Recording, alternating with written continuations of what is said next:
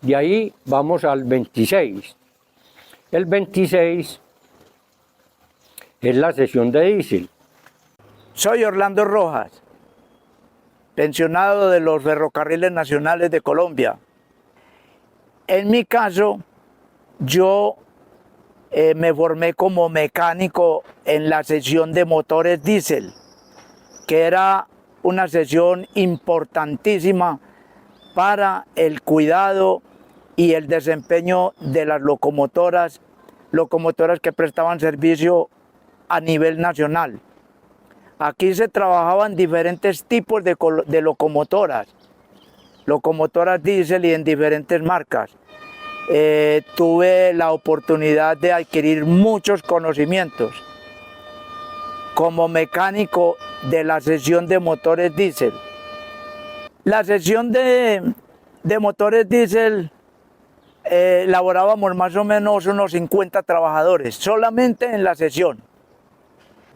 Tipos de trabajos que se hacían en las locomotoras diésel, como lo era revisiones de rutina, revisiones mensuales, semestrales, anuales y reparaciones generales, reparaciones que duraban por espacio de 10 meses y hasta un año, porque eran reparaciones totalmente grandes en dichas locomotoras.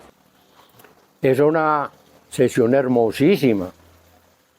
Allí teníamos un puente de grúa de 100 toneladas. Entonces, a través de un transbordador, después les cuento el transbordador, entraban las locomotoras, estaban a unos guaves, estaban enumerados. Entonces ya estaba programado que entré en el guaje 3, en el 4, en el 5, me entra tal locomotora. Y ahí entraban. Resulta que ahí entraba a trabajar la gente de mantenimiento, de tracción, la gente de todas las sesiones. Antes de una máquina entrar ahí, se reunían en la sala técnica, que también figuraba en las 7, con las oficinas, con el ingeniero jefe, y programaban qué había que hacerle a esa locomotora. Entonces la llevaban allá. Entonces allá, que hay que hacerle tracción, entraban los de tracción, que hay que hacerle, cambiarle los vidrios, entraban los mismos de carpintería, que hay que repararle los asientos, entraba carpintería, que hay que pintarla, entraba pintura, que hay que cambiarle esta lámina, entraba la tonería, o sea que que los inyectores están malos, entraba gobernadores. Entonces todo lo que hubiera que hacerle, ahí estaban, y ya estaba programada. Entonces, lo primero que había que hacer cuando, por decir algo, había que entrar por tracción. Entonces entraban los de tracción, desacoplaban los motores, entraba electricidad diésel, los desconectaba, y cuando ya estaba listo, le pedían a la sesión de varios que le mandaran un operador para la grúa, que por lo regular casi siempre estaba ya toda la jornada de trabajo. Agarraban la locomotora, la levantaban, y en la parte de abajo solamente quedaban los truques. Y enseguida entraba el transmóvil, enganchaba los truques y los jalaba. Y los sacaba por el transbordador, se los pasaba al frente a la sesión de tracción y ahí los reparaban. Luego entraban unos burros, por decir algo, burros falsos, y descargaban la locomotora ahí y ya la llevaban para otra sesión donde no les estorbara. Y se le hacía el mantenimiento. Si había necesidad de levantar la locomotora y llevarla a otro guafe, por decir algo, la grúa podía con ella, la levantaba y se iba por encima de toda la locomotora y la llevaba a otra sesión o a otro guafe. Aquí en la misma sesión de motores diésel había un cuarto debajo de la oficina. La oficina estaba en el segundo piso. En el primer piso había una sesión de empaques. En ese tiempo se trabajaba con asbesto, solamente ahora están criticando el asbesto, pero nosotros cuando echábamos la siesta nos acostábamos en esos empaques grandísimos de asbesto y todo, y nosotros, yo nunca me quejé de eso, yo no me di cuenta que nadie quejara. Fuera de eso cogíamos el Vitorite, habían unas láminas delgaditas de plomo también, y eso se trabajaba a punta de tijeras y con moldecitos especiales, con un martillo de bola le hacíamos los huequitos y ahí se sacaban los mismos empaques para los motores de diésel. Claro que habían unos que sí no se podían hacer ahí porque eran unos empaques muy especiales que venían recubiertos con otros materiales muy distintos. Pero la sesión de empaquetadura ahí figuraba súper bien. En la misma sesión de diésel, en la parte que da hacia las oficinas del taller, había, en toda la entrada figuraba el cuarto de herramientas. Allí había herramientas que no era conveniente que todos los trabajadores manejaran eso. Había una especializada, por ejemplo, había machuelos, tarrajas, taladros muy especializados ya, grandes, de buen cuerpo, porque los pequeños sí los manejábamos nosotros. Los buriles, cuando eran buriles muy costosos, todo lo relacionado en herramientas de un taller, normalmente. Allí trabajaba mi amigo Alberto Vergara. Saludos. Soy Alberto Jesús Vergara Ciro. Me desempeñé como guardaherramientas. Estuve allí como más de 8 años. Eso era con unos vales. Ahí llegaba el mecánico, pedía la herramienta prestada, firmaba un vale y listo. Ya se la llevaba, funcionaba con ella. Había veces que la traían ligera, otras veces la dejaban, pero eso dependiendo ya de la necesidad de la herramienta y la necesidad del mecánico.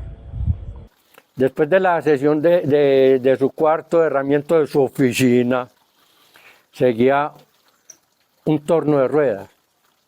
Ese torno era el de las maquinarias que más cuidábamos ahí, porque ese cogía una rueda de locomotora con motor de tracción inclusive y lo maquinaba.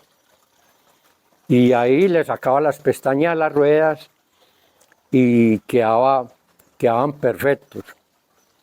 Enseguida de ese torno había una prensa. Esa prensa me tocó verla muy poquito porque resulta que era una prensa muy buena también, parecía la de material rodante, pero era más antigua. Entonces era muy manual y tenía 3 válvulas de seguridad. Un día estaban haciendo un trabajo ahí en ella, sacando una rueda y estaba demasiado dura.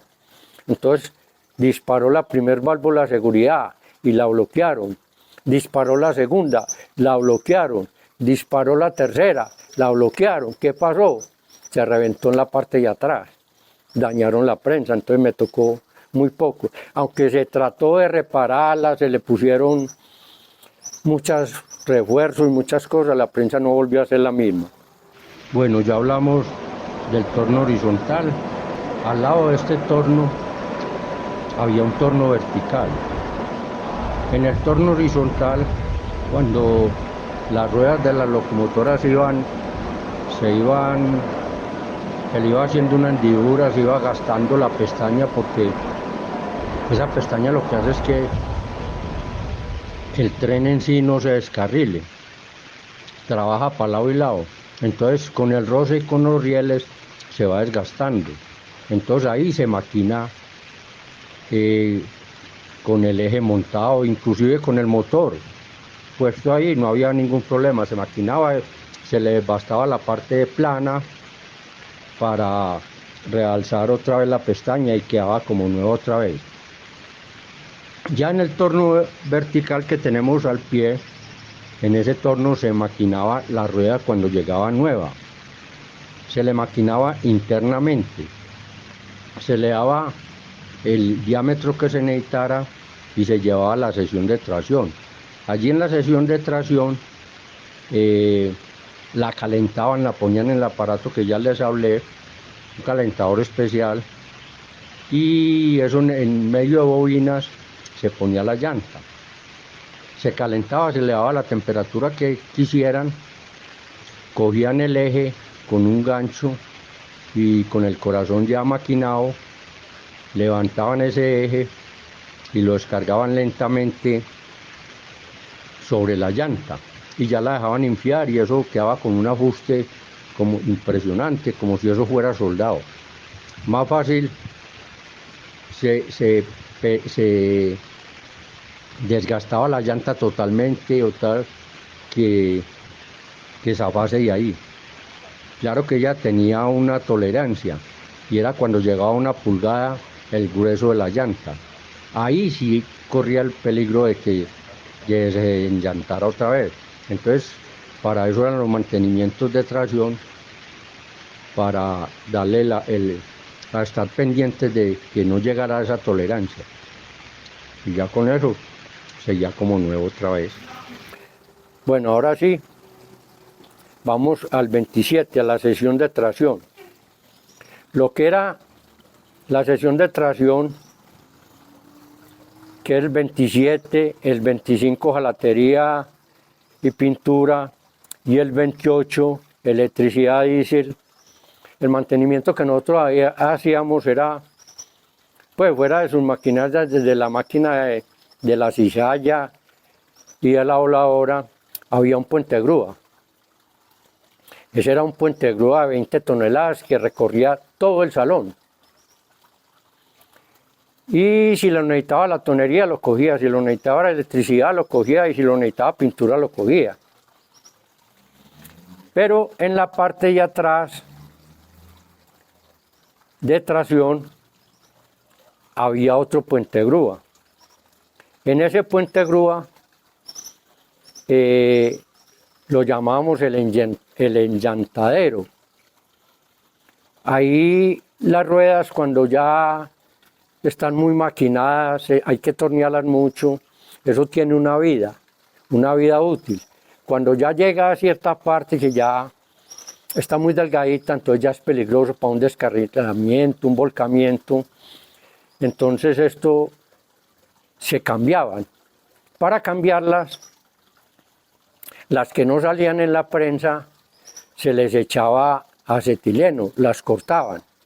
Cuando cortaban la llanta, porque hay llanta y hay corazón. El corazón viene pegado al mismo eje y la llanta viene por aparte. Entonces cortaban la llanta y era tanta la presión que eso se abría de una. Entonces ya esa parte la maquinaban y le daban el ajuste que necesitaran, y ahí en esa sesión, en llantadero, había, fuera de la grúa, había otra maquinaria que trabajaba con electricidad. Y eso es una electricidad de inducción, yo no sé, eso tal vez lo explique mejor un eléctrico. Eso la calentaba y le daban la temperatura que necesitara. Cuando ya estaba caliente, la cogía a la grúa, la ponía en cierta posición y el eje ya lo tenían colgado a través de un gancho, y iban descargando y bajaba el corazón, bajaba la llanta hasta su tope y la dejaban enfriar. Mientras iban calentando la otra del otro lado y le hacían el mismo proceso. Ahora vamos al 28, electricidad diésel. En electricidad diésel solamente le hacíamos mantenimiento al puente grúa. No, en la parte de atrás ya quedó como pintura, y eso va desde ahí atrás hasta donde está el 29, en la parte es un solo salón. En pintura también era poco el trabajo, porque eso es pistolas y ya Eso cuando les dañaba una pistola y ya no eran capaces ellos mismos de cuadrar, nos la llevaban. Entonces nosotros ¿qué hacíamos? Pues la desarmábamos y mandábamos a hacer la boquilla y ya, eso era todo. Bueno, el 30 es el enllantadero, ya les hablé, me les adelanté. 31 depósitos inservibles, cuando ya una pieza o una herramienta estaba demasiado desgastada. 31 y 32 son inservibles, ya eso se llevaba al almacén y a él le daban de baja, pero a través de unos veedores que estaban viendo si no tenía arreglo, por qué no tenía arreglo, y ya se tiraba para inservible y ellos ya lo chatarreaban. Ahora vamos a las baterías de las locomotoras. Ese nos vamos para el 33. Ahí también el trabajo de nosotros era poco, ahí los que trabajaban más que todo eran los eléctricos, diésel, pero tenían personas especializadas nomás en las baterías de locomotora. Combustible, sigue 34, combustible. En combustibles, a nosotros lo que nos tocaba de ahí era las bombas de combustible y el mantenimiento de los tanques, que el jefe de esto era Gustavo Hoyos, muy buen elemento, lástima que ya no esté. Él tenía sus trabajadores, entonces si alguien por decir algo necesitaba, que es que yo necesito gasolina para lavar, porque nosotros en ese tiempo lavábamos con ACPM y con gasolina, y uno no pedía ya que dame un litrico, no, una caneca. A los ricos, porque allá éramos ricos, entonces pedíamos una caneca y manteníamos en las sesiones que una caneca de gasolina para lavar piezas o de ACPM. Bueno, que se dañó la bomba, se la reparábamos y le calibrábamos. Ahí había como en las bombas, que hay unos surtidores de gasolina y ACPM y le va marcando cuánto va despachando, que 5 galones, que 10 galones, que una caneca, entonces va marcando. A veces eso descalibraba. Nosotros teníamos mucho problema con ellos porque ellos decían que se evaporaba. Entonces que la evaporación, que era que la máquina estaba mala. Y no, al último llegamos a un acuerdo, bueno, entonces hagamos una cosa, pero evaporación se va tanto, pero la máquina está buena. Y le mostrábamos y sacábamos aparte tantos galones y eso marcaba. Bueno, ahora continuamos con el 36, que es la imprenta.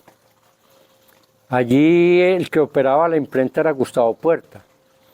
Eso eran una impresora ya, esas sí eran más bien antiguas, pero eso era una belleza ver trabajar eso, porque a él le mandaban un volante, necesitamos tantas copias de esto, necesitamos tanto de esto, y eso lo cogían minuciosamente letrica por letrica, dele, y le iban cuadrando ahí.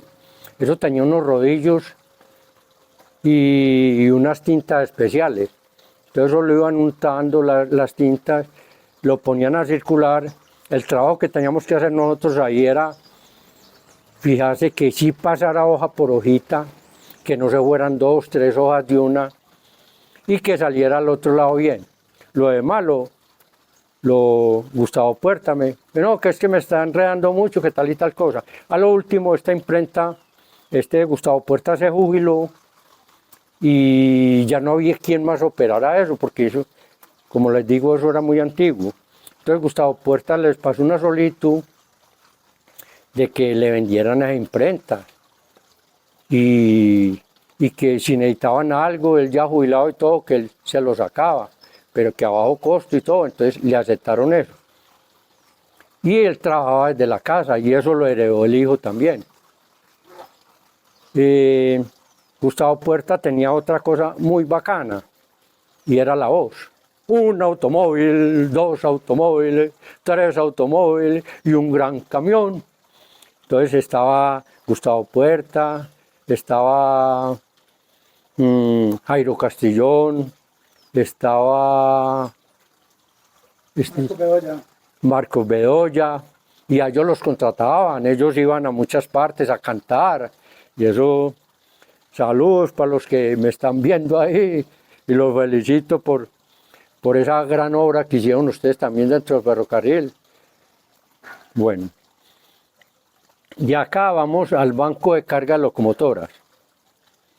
En el 37, el banco de carga de locomotoras era donde le probaban la potencia a los motores. Y eso eran unos tanques, por decir algo, que le echaban sal y había una gruita que operaba unas platinas. La subía o la bajaba de acuerdo a lo que ellos necesitaran. El mantenimiento que le hacíamos nosotros a esto era mantener en forma la grúa, que no le fuera a dañar en medio de una prueba de estas. 38 bodegas. Ahora viene la zona del transbordador, el 39. El transbordador era un aparato súper importante para los talleres del ferrocarril. Porque no es como muchos piensan que no, que es que para voltear la máquina, no. Nosotros teníamos dos formas de voltear una máquina allá. El uno era el tornamesa, que si usted va a los talleres de Bello, en toda la entrada, si usted va al metro, antes de entrar al metro, está el tornamesa ahí. Ahí entraban la locomotora y entre 3 o 4 personas le daban la vuelta y la locomotora ya quedaba volteada. Esa era una de las formas que teníamos. La otra era darle vuelta al taller del ferrocarril. Entonces entraba por una vía y salía por el otro lado. Y ahí lo recibía el transbordador. Y ya se venía con él y volvía y lo llevaba a la misma vía y ya quedaba volteada. Esas eran las dos formas que tenemos de voltear una locomotora. Pero el transbordador no solo se encargaba de la locomotora, se encargaba de todo el equipo rodante que hubiera que hacerle mantenimiento. O si tenían que llevar, por decir algo, una chatarra, entonces la llevaban empujada con el transmóvil, la llevaba al transbordador, el transbordador la llevaba a cierta parte y ahí el transmóvil seguía con ella hasta donde necesitaran que la descargaran. Y lo mismo con las locomotoras o el equipo rodante para entrarlo a cualquier guaje. Eso era una zona como un hueco.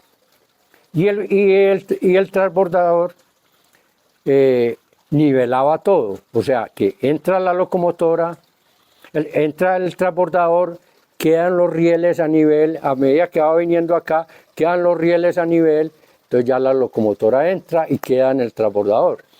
Apenas queda en el transbordador, se opera el transbordador, que era solamente una palanca para derecha o para la izquierda. O sea, suba o baje. Y ya, y con eso ya se llevaba donde fuera. Bueno, ahora vamos al 40, que ya les hablé de la oficina de los talleres, que allí figuraba la sala técnica, pero detrás de esa parte está el 42, que es la enfermería y odontología.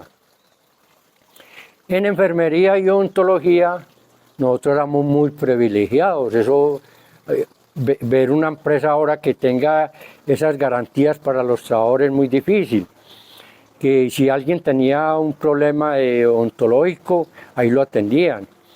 Nosotros no teníamos que pedir citas como ahora para que nos la dieran dentro de 4 o 5 meses. No, nosotros teníamos un médico todo el tiempo. Teníamos enfermeras, teníamos el mismo laboratorio ahí mismo. En odontología nosotros, por ejemplo, nos llamaban a veces que se dañó la máquina de odontología.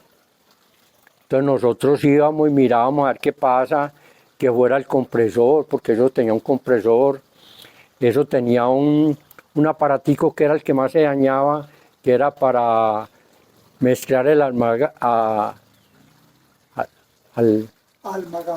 almagama. Entonces eso echaban el poquito ahí en una capsulita y eso lo cogía una velocidad impresionante y lo sacudía. Entonces, lo que lo hacía vibrar ahí era una lámina. Y esa lámina era de un acero muy templado. Y a veces con tanto trabajo la lámina se partía. No había repuesto para eso. Entonces, ¿nosotros qué hacíamos? Nos íbamos a buscar por ahí en las mismas locomotoras un pedazo de lámina más o menos de lo mismo, le chequeábamos la tensión, veíamos que no aguantaba y sencillamente le cambiamos esa pieza. Que el compresor se dañó, se lo arreglábamos. Que se le dañó el bombillo, se lo arreglamos. Que no está subiendo la silla, que no está bajando, se la arreglábamos, se la lubricábamos y quedaba perfecto. Y en cuanto al médico, vuelvo y le repito, pues éramos súper privilegiados porque, vea, uno entraba a las 7, que vea que necesito urgencia, de primero a las 7. Que vea que necesito una cita, bueno, entonces para las 8 más tardar. Y fuera de eso, Ferrocarril tenía ambulancia propia, tenía su clínica, donde habían otros profesionales, donde habían otros médicos, donde atendían a nuestra familia. Y si ya una cosa muy especializada, entonces ya, por ejemplo, mi mujer cuando va a tener a mi hija, la mandaron para el Hospital General. Y no tenía que pedir cita, ahí mismo, y fue madre, usted pedía, vea, ¿qué tal? Ahí mismo. Y las atenciones allá se iban y se asomaban y miraban cómo la estaban atendiendo y todo perfecto, a las mil maravillas. Bueno, después de esa sigue el 43. El 43 es el parqueadero, ahí los jefes cuadraban sus carros, los trabajadores que tuvieran. Después sigue el 44, el UAFE. El UAFE era por donde entraban las locomotoras al taller. Entonces había un hueco. En ese hueco él tenía unas escalas. Entre los mismos rieles había unas escalas, por ahí bajaban los mecánicos o los eléctricos a inspeccionar cualquier parte de la locomotora sin tenerla que levantar, si era una cosa superficial. Y miraban y daban el diagnóstico y si la podían reparar ahí la reparaban, si no va para diésel a levantarla, a repararla. Pero aquí hay una anécdota muy bacana. Resulta que una vez estábamos esperando que escampara porque era un aguacero impresionante y ese guafe se obstruyó y se llenó de agua. Entonces pasó el señor alcalde, que él sabe cuál es, con tremenda sombrilla a humillarnos, que porque él no se varaba. Y siguió derecho. Cuando miramos a dónde está el alcalde, no se veía sino la sombrilla. Se había ido al guafe. Eso fue tremenda risa. Bueno. Después sigue el casino, el 47. El casino quedaba a la entrada de los talleres. Allí nos atendían a todos. Tremendos almuerzos. Eso sobraba. Sobraba. Nosotros teníamos mascotas dentro del taller. Y la gente iba allá con una olla por aparte. Y en todas las mesas que había un pedacito de carne, ahí lo echaban a la olla para llevarla a los perritos. El mantenimiento que nosotros hacíamos en el casino era especialmente a las marmitas. ¿Qué eran las marmitas? Las marmitas eran unas ollas gigantes que se calentaban a través del aceite. Eso tenía un aceite, en ese tiempo le echábamos el Movilter 603, que era un aceite especial que requiere demasiada temperatura para que arda. Y dentro de ese aceite iban unas resistencias a 220. Entonces, esas resistencias calentaban el aceite y ya dentro de la olla en sí se echaba la comida. Y ahí se calentaba en un momentico. El mantenimiento que le hacíamos era cambiar resistencia o cambiar aceite cada determinado tiempo. Pero resulta que allí tenían un problema muy grande. ¿Cuál era el problema del casino? Las licuadoras. A pesar de que tenían unas licuadoras lo mejor, que es Oster, para mí es lo mejor que hay. para hacer jugo para 400 personas, la licuadora no descansaba. Entonces, ¿qué pasa? Las operadoras que no son expertas en esa, en dejarla refrescar, en darle un descansito, dele hasta que se queme. Entonces se veían quemando. Entonces una vez, el doctor Meneses me dijo, Bernardo, tenemos un problema muy grande en el casino. ¿Usted me puede colaborar? ¿De qué trata, doctor? Es que esas licuadoras no nos están aguantando. ¿Usted por qué no nos fabrica una licuadora más grande, que aguante? Yo lo pensé un momentico y listo, doctor, yo se la hago. Entonces me fui para el almacén y me encontré una lámpara de las que se usaban antiguamente, que eran unas lámparas así grandísimas de aluminio. Y dije, aquí está el vaso, vamos a hacer esta licuadora. Cogí eso como base, pedí la orden al almacén que me lo cedieran, me lo llevé para la sesión, llamé a la gente de maquinaria industrial, llamé a Guillermo Aristizábal, que era el jefe en ese entonces, y llamé a los de fundición, y entre los tres armamos la licuadora. ¿Qué hicimos? Los de maquinaria industrial me dijeron, necesitamos un soporte así. Entonces, fundición nos hizo un modelo, lo vació, se lo pasó a maquinaria. Maquinaria lo maquinó, lo acomodó a ese vaso, le puso retenedores, le colocamos un motor que trabajaba horizontalmente, lo pusimos a trabajar verticalmente, le cambiamos las balineras, el tipo de rodamiento que tenía por balinera axial que soportara el peso del motor. Le hicimos una especie de trípode con una palanquita para girarlo, con un trinquetico para que no se nos vaciara la licuadora, y ahí llenaban las ollas, hacíamos eso. Guillermo Aristizábal también con una pieza de aluminio, de acero inoxidable, hizo las cuchillas. Entonces, para inaugurarlo nos fuimos para la curva, habían palos de mangos, habían palos de guayaba, cogimos guayabas, fuimos al casino, pedimos azúcar, hicimos tremendo jugo y todo ese día tomamos jugo de guayaba y ya me felicitaron y esa licuadora quedó allá hasta que yo me jubilé, estaba funcionando. Yo me jubilé en el 91.